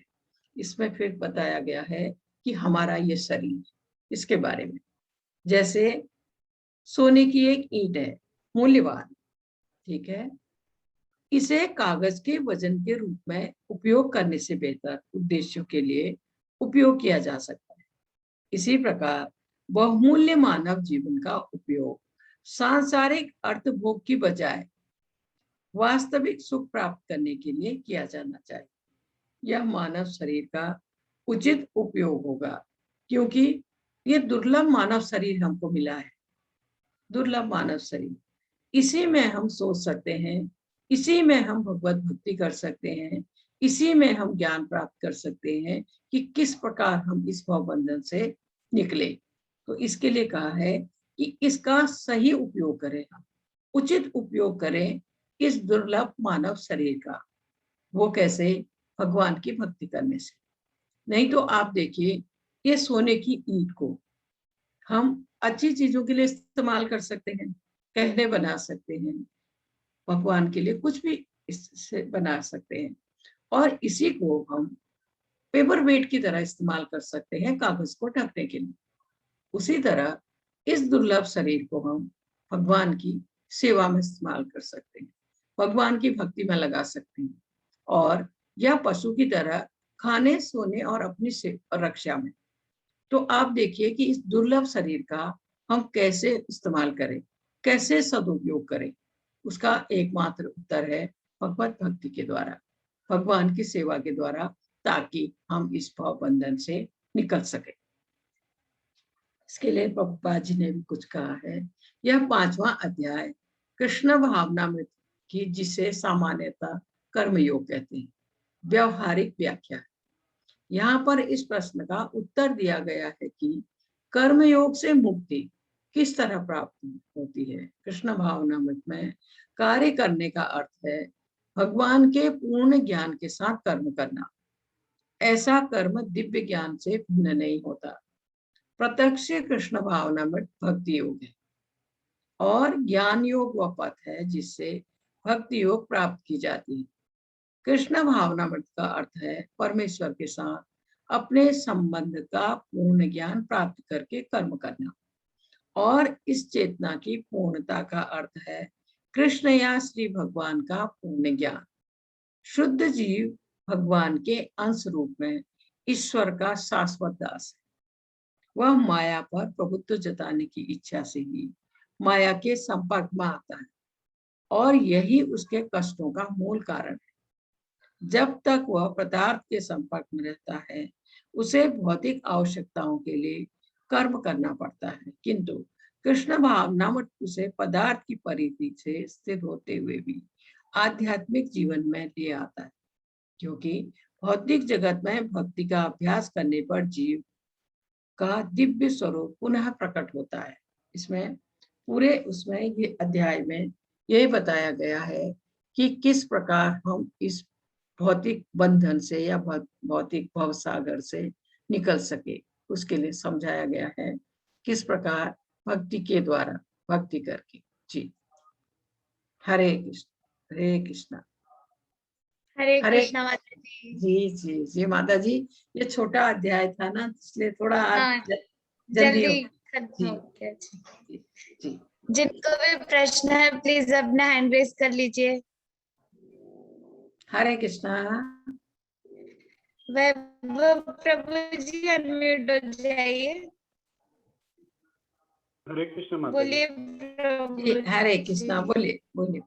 माता जी दो प्रश्न थे। एक तो जो आप कल बता रहे थे प्राण प्रतिष्ठा जो भगवान के मूर्ति की होती है, जी जी जी प्रभु जी। वो थोड़ा सा वो क्या होता है और उसको कैसे करते हैं, और दूसरा बिना प्राण प्रतिष्ठा की मूर्ति की पूजा करना और प्राण प्रतिष्ठा वाले मूर्ति की पूजा करना, उन दोनों में क्या अंतर है? एक फर्क है प्रभु जी, क्या है, अगर मूर्ति प्रतिष्ठित है, प्राण प्रतिष्ठा का मतलब है वो साक्षात है, फिर वहां पर जिनकी आपने प्राण प्रतिष्ठा की है, तो उसके लिए जो भी नियम है, हमारे जो नारद पंचरात्र विधि जो है उसको इस्कॉन में लागू किया जाता है, उसके अनुसार जो जो नियम है, कब उनका भोग लगना है, कितनी बार भोग लगना है, कब उनकी कितनी बार उनकी आरती होनी है, कब, ये सब चीजों का फिर ध्यान रखना होता है। अगर मूर्ति प्रतिष्ठित है तो फिर पूरी तरह से उस नियम के अनुसार सब कुछ करना है। प्रतिष्ठित नहीं है तो कभी आप अस्वस्थ हैं, आप नहीं कर पाए हैं पूजा, तो आपको क्षमा मिल जाती है। लेकिन अगर मूर्ति प्रतिष्ठित है तो फिर आपको सब कानून रूल सब मानने होते हैं उसके लिए। तो यही यही चीजें हैं। दूसरा है उस पर भी, जैसे गौर निताई, गौर निताई आपने देखा घर में ज्यादातर लोग उनको रखते हैं, तो उनमें अगर हमसे त्रुटि होती है तो क्षमा मिल जाती है। और जगन्नाथ जी भी घर में लोग बहुत रखते हैं, वो भी अपराध नहीं देते हैं, वो भी क्षमा कर देते हैं। लेकिन अगर आपने राधा कृष्ण को घर में रखा, वहां आपसे त्रुटि होती है, तो फिर वो थोड़ा सा कष्टकारी है, क्योंकि जहां राधा रानी भगवान के साथ है तो फिर बहुत ही ढंग से पूरे नियम से सब कुछ करना है आपको। जी प्रभु जी। जी जी माता जी, और एक प्रश्न था। जैसे हम बोलते हैं कि आत्मा कपड़े बदलती है शरीर के जैसे, सो अलग अलग योनियों में मनुष्य और पशु योनि में जन्म होते रहते हैं। तो अगर माता जी ये होता है तो फिर जैसे इसके कारण तो जनसंख्या कम होनी चाहिए, सेम रहनी चाहिए, तो जनसंख्या फिर बढ़ रही है तो नई आत्माएं कैसे आ रही है? वो तो प्रभु जी, वही आत्माएं, वही और आत्माएं कुछ नहीं। कुछ तो भगवत धाम और वहां पे भी चले जाएंगे, तो जी ये कम या उतना? प्रभु जी, आत्माएं कहीं कम नहीं है, आत्मा बहुत है। दूसरा, जैसे भगवत धाम अगर जाएंगे ना, वहां भी भक्त की आत्मा ही जाएगी, उसको उनका शरीर मिलेगा, भगवान का शरीर मिलेगा। आत्माओं का कोई कमी नहीं है, आत्माओं की। हाँ, आत्मा का एक शरीर से दूसरे शरीर में स्थानांतरण जो होता है, भगवान की कृपा से होता है। एक शरीर में दूसरे शरीर में जाना, और जैसे व्यक्ति का शरीर बदलता है, जैसे एक व्यक्ति है, मान लीजिए वो बुरे कर्म कर रहा है, उसको पशु का शरीर मिलेगा, तो आत्मा वो पशु के शरीर में जाएगी। जैसा शरीर उस व्यक्ति को मिलेगा, वो आत्मा उसी शरीर में जाएगी। और अगर व्यक्ति बहुत बुरे कर्म किए हैं, वो अगर नरक जा रहा है, उसको नरक की यातना मिलनी है, वहां भी आत्मा जाएगी। आत्मा को उससे फर्क नहीं पड़ता, लेकिन उसको बुरा जरूर लगेगा जब उसको वहां सजा मिलेगी, क्योंकि नरक तो सूक्ष्म शरीर जाता है ना, ये स्थूल शरीर तो यहीं रह जाता है। तो जब उसको वहां यातना मिलेगी तो आत्मा को बुरा जरूर लगेगा, लेकिन जैसा शरीर उस व्यक्ति को मिलेगा, आत्मा उसी शरीर में जाएगी, साथ में ले जाएगी उस व्यक्ति के द्वारा किए गए अच्छे और बुरे कर्म की पोटली। ताकि उसके अनुसार उसको अगले जीवन का सुख दुख सब भोगना है। जी प्रभु जी। जी हरे कृष्णा। हरे कृष्णा। हरे कृष्णा। अंकित प्रभु जी अनम्यूट हो जाइए। हरे कृष्णा बोलिए माता प्रभु जी। हरे कृष्णा। बोलिए प्रभु जी। माता जी, आत्माएं जो है वो लिमिटेड है या अनलिमिटेड है? जैसे कि हमारा अनलिमिटेड है, पॉपुलेशन बढ़ रहा है, तो कोई बात माता नहीं जी, प्रभु जी, जितना जैसे कि बढ़ेगी हमारा पॉपुलेशन, उतनी आत्माएं आ जाए। जी प्रभु जी। तो माता जी जैसे कि ये भी तो आत्माएं तो एक दूसरे में ट्रांसफर हो रही है, तो ये भी तो हो सकता है कोई जानवर मर रहे हैं तो उनकी आत्मा भी तो मनुष्यों में आ सकती है, या सबसे अच्छा जन्म मनुष्यों का, ऐसा हो सकता है कि जानवरों की आत्मा जो प्रभु जी उसके लिए फिर जिसको जिसको जानवर का शरीर मिलता है या पशु का शरीर मिलता है, उसको मनुष्य के शरीर में आने में बहुत समय लगता है। वो फिर योनियों में घूमता रहता है प्रभु जी, बहुत बाद में उसको जाकर मनुष्य शरीर मिलता है। इसीलिए कहते हैं कि जो मनुष्य शरीर है दुर्लभ है, इसका सदुपयोग करना चाहिए हमको। जी प्रभु जी। पशु योनि में गया हुआ माता जी जैसे जी जी बोलिए। माता जी, कलयुग में कहा जाता है कि धर्म के एक भी पैर नहीं होते हैं, कहा गया है ऐसा शायद। जी कलयुग में धर्म के एक भी तो ऐसा कलयुग, इसका मतलब बाकी युगों से तो कलयुग सही नहीं है, तो फिर माता जी यहाँ पे इंसान कलयुग कितना भी कोशिश कर ले वो भगवत धाम क्या जा सकेगा? जो भक्त भगवान की भक्ति कर रहा है वो अवश्य जा सकेगा, बल्कि वो और आसानी से जा सकेगा प्रभु जी। आप ऐसे समझिए, एक क्लास में विद्यार्थी है, सारे टॉपर है, सुनिए सारे टॉपर है। हाँ जी, हाँ जी, जी, तो उसमें आपको टॉप करना या आगे बढ़ना थोड़ा मुश्किल लगेगा ना। हाँ जी, और सही अगर बात है। दूसरी क्लास में सारे मंद बुद्धि है तो आप हाँ तो जी, सबसे आगे निकल जाएंगे ना। हाँ, हाँ जी, ऐसे समझिए कि कलयुग में अगर जो भी भगवान की भक्ति कर रहा है वो इस बंधन से निकल जाएगा, हाँ जी। माता जी बशर्ते जैसे वो कि समर्पित हो भगवान के चरण पे। जी माँ जी प्रभु जी बोलिए। माता जी जैसे कि मांस मछली जो लोग खा रहे हैं वो जीव जंतुओं को मार रहे हैं, तो वो कहीं ना कहीं गलत है, जी वो तो बिल्कुल गलत है। तो माता जी, हम जैसे जब पैदा लेते हैं तो हमारे माता पिता हमें खिला देते हैं, तो उस समय तो हमें ज्ञान नहीं है कि हम जी खा रहे हैं, क्या खा रहे हैं, हमको तो ज्ञान नहीं है। तो उसमें जी हमारी गलती होगी या हमारे माता पिता की गलती होगी? प्रभु जी, क्योंकि वो आदत तो जो हमारे माता पिता लगा रहे हैं। सुनिए, वो जो भी हो गया, क्योंकि उनको ज्ञान नहीं था। जब आपको ये पता लग गया कि ये गलत है, आप हाँ जी, उसी क्षण उसको त्याग दीजिए जी और मैंने एक त्याग दिया प्रण माता जी। लीजिए कि हम कभी इसको फिर नहीं लेंगे। क्योंकि माता पिता की गलती भी आप नहीं कह सकते, उनको वो ज्ञान हाँ नहीं जी, था प्रभु जी, हाँ जी, उनको ज्ञान हाँ जी। नहीं था। तो जब आपको माता ये जी मैं, ज्ञान हो गया है तो आप हाँ जी, त्याग दीजिए उस चीज को, उससे आप फिर उसमें पाप के भाग भी नहीं रहेंगे। जी जी हाँ जी माता जी, मैंने इसी वजह से 3-4 महीने पहले से छोड़ दिया, जब से मुझे हो गया कि नहीं ये सही नहीं है, ये ऐसा करना सही जी नहीं होगा। प्रभु जी। मैं जी कारण बहुत क्यों बनूं किसी जीव जंतु जी के मरने का? जी प्रभु जी, बहुत अच्छी बात है। ये चीजें हमको प्राप्त होती हैं भगवत गीता हाँ जी, भागवतम पढ़ने से, सुनने से ये चीजें हमें पता लगती हैं प्रभु जी। जी, जी। जब तक माता पता नहीं है तो कोई बात नहीं। जी प्रभु जी। जी, जो गलतियाँ माता जी हो गई है उसका गिल्ट जी हमेशा अगर मुझे है, और मुझे है कि अब ये गलती मेरे से हो गई है और वो जी गिल्ट हमेशा खा रहा है, उससे प्रायश्चित जी कैसे करें माता जी? उसका प्रायश्चित का यही मतलब है कि आप वो गलती ना दोहराइए। हाँ जी, एक संकल्प है कि अब मैं ये गलती नहीं करूंगा। यही करूँगा। जी हाँ जी जी, प्रभु जी। तो और आप हरे कृष्णा माता जी। भगवान की भक्ति कीजिए। हरे कृष्णा। हरे जी, कृष्णा। हरे कृष्णा माता जी। धन्यवाद माता जी। रविंद्रनाथ प्रभु जी अनम्यूट हो जाइए। हरे कृष्णा माता जी। हरे कृष्णा। बोलिए प्रभु जी, बोलिए। माता जी हमको ये बताइए थोड़ा, ये जो 16 माला 20 माला का मतलब क्या है? प्रभु जी 16 माला कम से कम है, मतलब क्या उसके बारे ज्यादा में समझेंगे? ज्यादा आप जितना भी कर सके 16 माला कम से कम है। ये मतलब एक माला, प्रभुपाद जी ने कहा है 16 माला करने के लिए। तो मैम गुरु 16 गुरु माला, गुरु गुरु महाराज ने कहा है जैसे इसलिए। एक माला में 108 दाना होता है, इस टाइप का जी कुछ है क्या? जी तो उसमें 108 बार जब आप ये मंत्र बोलेंगे तो महामंत्र एक को, तो एक हो माला गया। एक अच्छा, माला होगी, एक जी माला जी। होगी। जी जी प्रभु। इसी तरह 16 बार हमको मिनिमम करना 16 है। बार, हाँ 108 करके 16 बार करना है। महा 2 घंटा, महा 2 घंटे लगते हैं प्रभु जी इसमें। जी। जी माता जी दूसरा प्रश्न था कि ये सृष्टि के चलाने के लिए ब्रह्मा विष्णु महेश का क्या योगदान है? जो सृष्टि सृष्टि चल चलाने रही के, है। ब्रह्मांड को चलाने में कहिए, जी जी जी। ब्रह्मांड की देख रेख में। जी जी। सृष्टि तो ब्रह्मा जी ने की भगवान की सहायता से। अच्छा। सृष्टि भगवान ने, ये ब्रह्मा जी ने शुरू की भगवान की सहायता से सृष्टि की जी। और उसमें उसकी देखरेख के लिए नियुक्त है। जैसे ब्रह्मा जी देखरेख कर रहे हैं, सृष्टि कर जी रहे हैं, और जी शिव जी संहार के समय आते हैं, वो संहार करते हैं शिव जी, जी। और हाँ, विष्णु हाँ, भगवान जो है पालन मतलब करता है। जी, मतलब तीनों लोगों का अलग अलग काम है। तीनों अलग अलग हैं, तीनों का अलग अलग काम है। जी जो माता जी। विष्णु है वो विष्णु तत्व है, और जी शिव जी शिव तत्व है, ब्रह्मा जी जीव तत्व है। तीनों जी को जी एक ही नहीं समझना है। जी प्रभु। जी।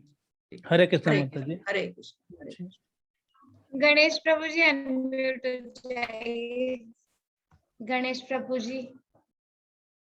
हरे कृष्णा। अरुण प्रभु जी अनम्यूट हो जाइए। वो नहीं हो रहा है माता जी। आपका अरुण प्रभु हरे जी कृष्ण अनम्यूट हो जाइए। माता जी। हरे कृष्णा, आपका माइक भी नहीं, गड़बड़ हो हो रहा है। गए हो गए। हरे अच्छा हरे कृष्णा। कृष्ण माता जी। ओहो, जी हरे बोलिए। कृष्ण माता जी। जी जी बोलिए बोलिए। माता जी मुझे ये पूछना था, जैसे लोग मतलब जैसे सबको पता है कि मनुष्य योनि जब मिलती है तो हमें भक्ति करनी चाहिए, जी जी लेकिन तब भी लोग मतलब सब लोभ, माया और क्या नाम है न- जैसे स्त्री भोग ये सब करते हैं, और और स्त्री भोग की वजह से भी कितनी बार वो स्त्री या पुरुष भी दोनों ही एक दूसरे को लूटना पीटना, ये उनके परिवार को अलग करना, ये सब चीजें करते हैं। तो ऐसा मतलब ऐसा क्यों करते हैं, जब पहले से ही पता है कि बाद में हमें ये उन्हें कितनी बार इसी पाप की वजह से रोग भी लगते हैं, तो ऐसा लोग क्यों करते हैं और माता ऐसे जी, लोगों का क्या यही होता है? यही चीज तो भगवत गीता समझाती है। यही चीज तो हमको समझने के लिए इसमें भगवत गीता में विस्तार से बताया गया है। जब तक हम इन चीजों में फंसे रहेंगे, हम यही शरीर बदलते रहेंगे, कभी मनुष्य का, कभी पशु का, कभी पक्षी का, कभी इस भौतिक बंधन से नहीं निकल पाएंगे। इस तरह का व्यवहार जिनका रहेगा वो इस भव बंधन से कभी नहीं निकल पाएंगे माता जी, हमेशा यही फंसे रह जाएंगे, यही बदलेंगे शरीर, मनुष्य का भी, पशु का, पक्षी का, कीड़े मकोड़े का, उनके कर्मों के अनुसार वो यही शरीर बदलते रह जाएंगे। इसलिए ही भगवत गीता समझाती है हमें हर अध्याय में कि हम भगवत भक्ति करके इससे निकले। इसको मृत्यु लोक भी कहा गया है। इस मृत्यु लोक से निकले, इस बंधन से निकले, वो तभी संभव है माता जी एक और प्रश्न है। भक्ति करें। जी बोलिए बोलिए बोलिए माता जी। हरे कृष्णा, आवाज नहीं आ रही है आपकी। हेलो। हाँ बोलिए माता जी, बोलिए हेलो। बोलिए प्लीज बोलिए बोलिए, पूछिए। हरे कृष्ण माता माता जी जी। हम जैसे अब हमारे जैसे हम अपने जीवनचर्या के लिए अब नौकरी करते हैं, जी हमारा अपना घर एक अपने आप को शेल्टर देने के लिए हम अपना घर लेते हैं बिल्कुल अपनी बिल्कुल माता जी। सुविधा के जी लिए। तो इसे करते हुए हम क्या किस तरह से मतलब भक्ति कर सकते हैं? कर सकते हैं माता जी। आप अपना कार्य भी कीजिए, बहुत अच्छी तरह कीजिए, मेहनत से कीजिए, अपने फर्ज भी पूरा कीजिए, घर के प्रति, परिवार के प्रति, अपने पेरेंट्स के प्रति अपने फर्ज भी पूरा कीजिए, लेकिन इसी में उलझ के मत रह जाइए। आप भगवत भक्ति की ओर भी आगे बढ़िए, धीरे धीरे भक्ति करना आवश्यक है, नहीं तो यही इस बंधन में ही रह जाएंगे माता जी। फर्ज भी पूरा की, उसके लिए अपने नियत कर्मों को छोड़ने की आवश्यकता नहीं है, ऐसा भगवत गीता में लिखा है। सब कुछ करते हुए आप, जैसे आपको समय नहीं होता, आप 1 घंटा पहले उठिए, जल्दी उठ के स्नान करके आप कुछ भगवान का अभिषेक कीजिए, कीर्तन कीजिए, या फिर 1-2 माला कीजिए, और अगर आपको समय है 1-2 श्लोक भगवत गीता के पढ़िए। यही छोटी छोटी चीजों को करते हुए आप इस पथ में आगे बढ़ सकती हैं, ये जरूरी है, नहीं तो हम यहीं रह जाएंगे माता जी। इसलिए सब कुछ तो माता करते जी हुए भक्ति के मार्ग पर आगे बढ़ना आवश्यक है माता जी। जी कभी कभी माता जी ऐसा होता है कि जैसे हमारी तबीयत खराब है, हम नहीं कर मतलब स्नान नहीं कर पा रहे या फिर हमारे में इतनी एनर्जी ही नहीं है कि हम मतलब कुछ कर पाए, मतलब चाहते हुए भी मंत्र जाप नहीं कर सकते, जी जी। कर तो पाते, तब माता क्या जी करना चाहिए? अगर आप स्नान नहीं कर पा रही हैं, तबीयत ठीक नहीं है, तो आप बिना स्नान किए भी जप कर सकती हैं। जी, कर और सकती हैं माता माता जी जी। तबीयत अगर ज्यादा खराब है, जप नहीं कर सकते, तब नहीं कर पा रहे थे? तो फिर वो आपकी मर्जी है माता जी, उसमें मैं क्या कह सकती हूँ, लेकिन कोशिश करना चाहिए करने का। जी जी माता जी। जी, जी, धन्यवाद। हरे हरे कृष्णा माता हरे कृष्ण। जी। जी यस, हरे कृष्णा। बोलिए अरुण प्रभु जी, आप अनम्यूट है, बोलिए। हाँ, हरे कृष्ण माता जी। हरे कृष्णा, बोलिए प्रभु जी, बोलिए प्लीज। माता जी, मेरा प्रश्न एक अलग सी है। जैसे कि जो पुरी में भगवान जगन्नाथ जी रहते जी हैं ना। जी जी जी। हाँ, वो जो मैंने सुना है कि प्रभु जी से बोला कि 12 साल बाद एक कलवर होता है। जैसे कि वो नया कलवर होता है ना, वो क्या चीज है? जैसे कि वो बोलता है कि अंदर रखता है, जो कलवर वो चेंज करता है वो 6 महीने के अंदर मर जाता है, ऐसा कुछ सुना मैंने। नहीं नहीं, ऐसा क्या कुछ क्या नहीं है सच है? प्रभु जी, ऐसा कुछ नहीं है, ऐसा कुछ नहीं है। हाँ ये ऐसे भ्रांतियां होती हैं ये। तो जो भगवान के लिए कार्य करेगा, भगवान हाँ की सेवा में कर्म करेगा, हाँ। उसका तो उद्धार होगा, ना कि उसको मृत्यु मिलेगी। मैंने सुना ऐसा नहीं कुछ नहीं कि नहीं प्रभु जी। 12 साल में एक कलवर होता है। वो जो पुरोहित, जो सन्यासी जो जो कलवर चेंज करता है ना, वो मर जाता है। नहीं ऐसे नहीं प्रभु जी, ऐसा ऐसे ऐसा कुछ। ऐसा नहीं, कभी नहीं होता ऐसा। हाँ, क्योंकि और एक सुना मैंने, जी और एक सुना जैसे कि जो रथ जाता है, रथ के चक्के में जाके पीस के जो मरता है वो पूरा सर्ग जाता है, ऐसे नहीं पुरी प्रभु में। जी, हाँ ऐसा कुछ नहीं है। और ना ही चक्र में कभी कोई मरता है, कभी कोई हाँ दुर्घटना हो जाती है तो बात फर्क है। जी, लाखों लोग उस रथ यात्रा में भाग लेते हैं, लेकिन ऐसा नहीं होता है वो प्रभु कलवर क्या चीज है माता जी वो? जी। वो प्रभु जी, वो ना वह बड़ी वो क्रिया है, उसमें नई लकड़ी काट कर नए तरह से वो निर्माण कुछ करते हैं, नई तरह से कुछ बनता है अंदर, मूर्तियों का निर्माण होता है 12 साल या 16 साल में, ऐसा कुछ है। जी हाँ, जैसे कि पहले सुना था कि जो भगवान जी, जैसे कि जो निर्माता भगवान है वो किए थे पहले। उसके बाद 12 साल में जैसे कि हम लोग जैसे कि ऐसे करते हैं वो।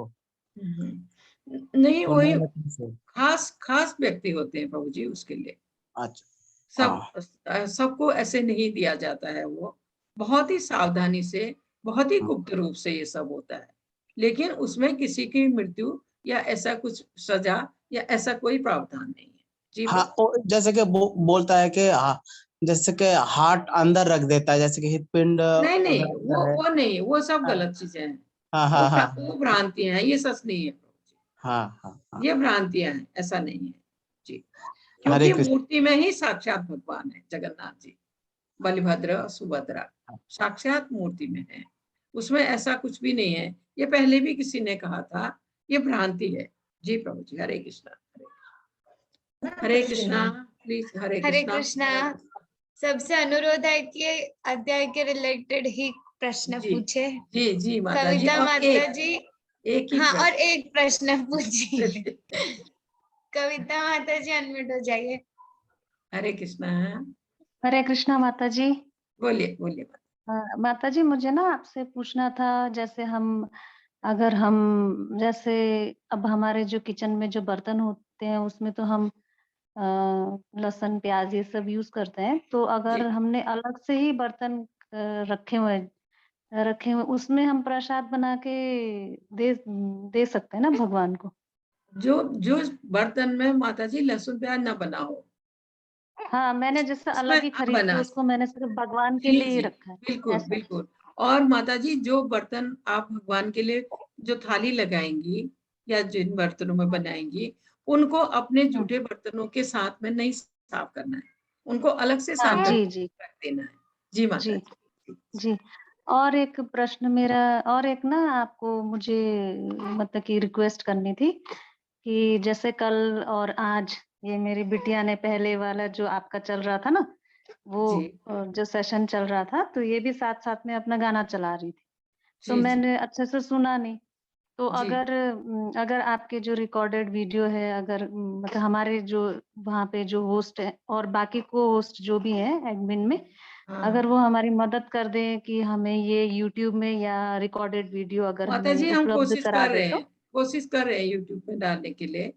जब हो जी जाएगा मैं माता आपको जी। बता दूंगी। जी माता जी। जी माता जी, बस ये होने से ना जी तो हम लोगों को फिर से सुनने को मिल जाता ना। जी जी सुनते ही जी रहते हैं, आपको तो सुनते ही रहने का ही मन करता है। अब जैसे कि ना एक नशा सा हो नहीं जाएगा लग रहा है मुझे। नहीं माता जी, ऐसा कुछ 18 नहीं। अध्याय तक तो एक मतलब कि जैसे कृष्ण भक्ति की नशा हो जाती है ना, वैसे आपको सुनने हो का हो जाना जाएगा चाहिए, लग रहा कृष्ण है। भक्ति का नशा हो जाना चाहिए तब तक। जी जी माता जी, हरे जी। कृष्णा, हरे हरे कृष्ण कृष्णा, माता। हरे कृष्णा। अरविंद प्रभु जी बोलिए। हरे कृष्णा माता जी। हरे कृष्णा जी प्रभु। माता जी, जैसा अभी बहन ने बोला कि नशा हो रहा, मुझे भी नशा हो रहा है आपकी बातों का और कृष्ण भक्ति का। कृष्ण मेरा भक्ति एक का क्वेश्चन, नशा होना बहुत अच्छी बात है प्रभु जी। सो कृष्ण इसमें भक्ति आपका का नशा। योगदान पूरा जी श्रेय जाता है। मेरा एक क्वेश्चन है माता जी, जो बंदा मीन्स नॉन वेज खाता, लाइक अंडे, जी जी प्रभु जी, आवाज नहीं आ रही आपको, थोड़ा माइक पर घुमाइए ये क्योंकि फिर वो मैं ये खाता हूँ तो फेरूंगा गुस्सा करे तो नहीं नहीं सुनाई दे रहा प्रभु जी। मैं तो यस, तो मैं, हेलो माता जी। हरे कृष्णा। प्रभु जी आपकी आवाज बिल्कुल नहीं आ रही हेलो है, माता एकदम जी। कट कट के आ रही है, शायद हाँ माता आपके जी, सुन पा रही हैं आप? Network problem. जी बोलिए। हाँ हाँ, अब आती है आपको? हाँ अभी आ रही, बोलिए बोलिए। या माता जी, मेरा क्वेश्चन था कि कोई बंदा अगर मांस मच्छी अंडे खाए, नॉन वेज खाता है, तो जी क्या वो माला फेर सकता है? प्रभु जी, वो माला फेरना थोड़ा सा वो लगता है, लेकिन हाँ। अगर वो छोड़ दे इस चीज को तो बहुत अच्छा है। और ऐसा भी हो सकता है कि वो माला फेरना शुरू करे तब छूट जाए उससे। हाँ, मतलब मैं नहीं खाता, बट मैं पूछ रहा हूँ कि क्योंकि जी बहुत सारे फ्रेंड्स उनको सजेस्ट करते हैं तो वो बोलते हैं नहीं यार हम ये करते हैं, अभी नहीं हाँ छोड़ा जा रहा, बात का पता नहीं छोड़ेगा कि नहीं। हाँ, लेकिन अगर लेकिन उसने, लेकिन जब वो सच्चे हृदय से माला करने लगेगा तो छोड़ देगा, ओके, तो मतलब वो शुरू कर सकता है। छोड़ देगा वो, कर ओके, तो सकता माला है। फेरना मैं शुरू ऐसा कर सकता सोचती है। हूँ, कर सकता है और छूट जाएगा उसको। ओके, धन्यवाद माता जी। जी प्रभु, हरे कृष्ण, हरे हरे कृष्ण। कृष्णा, हरे कृष्णा। अतुल प्रभु जी अनम्यूट हो जाइए, बोलिए हरे प्रभु कृष्णा जी। माता जी। हरे कृष्णा, बोलिए बोलिए। माता जी, एक छोटा सा प्रश्न आज के अध्याय से ही है। एक आज भगवान श्री कृष्ण ने भक्ति युक्त कर्म के बारे में कहा है कि व्यक्ति को भक्ति युक्त कर्म करना चाहिए। जी तो जी मेरा प्रश्न इसी बात के ऊपर ये है कि जिस प्रकार की मैं भक्ति के मार्ग में पिछले 12 वर्ष से लगा हुआ हूँ, किसी न जी किसी सहयोग में कुछ ना कुछ करता ही रहता हूँ, चाहे वो कुछ किसी भी रिलेटेड से हो। लेकिन जिस तरीके से मैं देख रहा हूँ कि पिछले 12 साल में जैसे जैसे मैं भक्ति के मार्ग पर आगे आगे बढ़ रहा हूँ, वैसे वैसे मेरे साथ तकलीफों का एक अपार समुंदर सामने साथ में खड़ा रहता है। नहीं प्रभु, कभी कभी तो ऐसा भी लगता है कि मुझे अब अपने परिवार को और सबको त्याग कर आत्महत्या कर लेनी चाहिए। नहीं प्रभु जी, ये क्या तो पाप है, ऐसा नहीं होगा, ऐसा नहीं होगा। लेकिन क्या होता है हमारे साथ, जब तक हम पूरी तरह से शरणागत नहीं हो जाते हैं भगवान की भक्ति में, पूरी तरह से उनके अनन्य भक्त नहीं बन जाते हैं, तो हमें जो ये सुख दुख मिलता है इस जन्म में, इस योनि में, ये हमारा प्रारब्ध है प्रभु जी, ये प्रारब्ध है। जो हम पिछले जन्म में करके आए हैं उनका भोग करना है हमें इस जन्म में। इसलिए आप ऐसा सोचिए कि ये पिछले जन्म की शायद कोई गलती थी जिससे आपको तकलीफ हो रही है। और दूसरा, अगर आप पूरी तरह भगवान की भक्ति में समर्पित हो जाएंगे तो आपको ये कोई परेशानी रहेगी ही नहीं, क्योंकि भगवान अपने भक्त की हर तरह से हिफाजत करते हैं, हर तरह से उसकी सहायता करते हैं प्रभु जी। जी नहीं, माता आप कुंती ने दुख मांगे। जी माता कुंती ने दुख मांगे, पता नहीं कैसे जिए वो, जी कैसे उन्होंने जीवन जिया होगा, उसने लेकिन हम तो जी इसलिए दुख मांगे कि दुख में व्यक्ति अधिक याद करता है भगवान को। नहीं, तो वही तो मैं कहना चाह रहा हूँ कि हम इतना उसको, हम जितना, मैं जितना उस मार्ग के ऊपर बढ़ रहा हूँ उतनी तकलीफों के साथ गुजर भी रहा हूँ। पहले नहीं थी इतनी तकलीफें। जी जी यानी मैं भजन तो नहीं। मैं, तब मुझे बताती है माता जी मेरी कि हाँ, मैं हाँ। भक्ति के मार्ग में बहुत छोटे बचपन से ही हूँ। शायद मेरे मुंह से पहला शब्द भी जय माता दी निकला था, क्योंकि रिकॉर्डिंग कैसेट वगैरह रिकॉर्डिंग है।